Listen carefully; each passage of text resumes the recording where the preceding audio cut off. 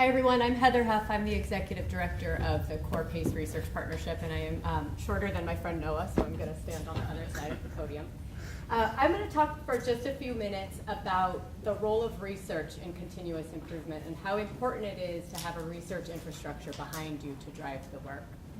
So if we think about the cycle of improvement that a district or a consortium of districts will be engaged in, we can call this lots of different things. In improvement science, we call it plan, do, study, act.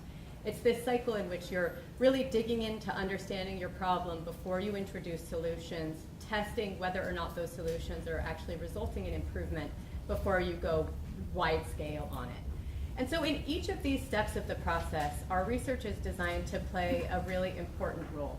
So when we think about the plan phase, which is right now where the core districts are at, what's the problem, how are we going to approach solving it? We conduct original research that supports the identification of improvement priorities. And Noah didn't talk about this too much, but one of the really important assets of the core district's work is that they have a shared data system. And so with this shared data system, they can look across their schools and districts to understand variation, to dig into places where we're seeing more positive outcomes or more negative outcomes, to understand why that's the case. And our research is designed to put more color on this, to help us understand these patterns in a more deep way. Similarly, we do qualitative work to go into those places that have been identified as outliers to understand and identify best practices so that we can enrich the on-the-ground understanding within the districts and across the districts.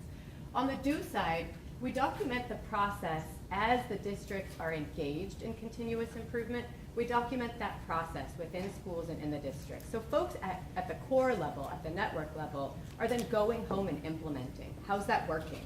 What can we learn that we can bring back to the network to improve what they're doing as a network? And also in that work, we highlight areas of improvement in process. So in the same way that you want to understand how things are happening currently in your schools, you also want to understand when you introduce a change, how exactly is that change playing out in the local context.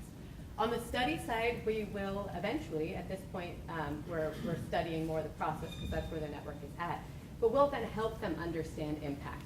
So if you bring an intervention to scale, if it's in some number of districts or schools, did that work?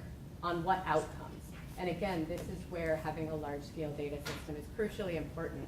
And then on the ACT side, we're deeply engaged with the districts in developmental evaluation of their work together and understanding how their collaborative is actually driving changes within each of the districts so that the NIC as a whole can learn and adjust more quickly than if they didn't have that external set of eyes. And I think as you get engaged in any kind of work, there's a really important internal process and capacity you build, but you can't underestimate the importance of somebody else who can come in and look at your system and evaluate your work. We do this through a combination of quantitative and qualitative analysis where one is constantly informing the other. And this is, I think, important to the idea of continuous improvement. Quantitative analysis is really good at uncovering patterns and exploring variation and analyzing outcomes, but the qualitative data helps you explain the mechanisms. It helps you understand the implementation, highlight promising practices. Now, I've talked a lot about how our research is designed to support the core districts in their own continuous improvement, but we have a simultaneous goal of informing smarter policy and practice more broadly. And the idea here is that across the state and across the country with the passage of ESSA, everybody is trying to learn how LEAs can get better faster, how we can build the capacity around multiple measures, around facilitation, around capacity building. And so we have this dual goal of helping the districts and also putting this out for the field.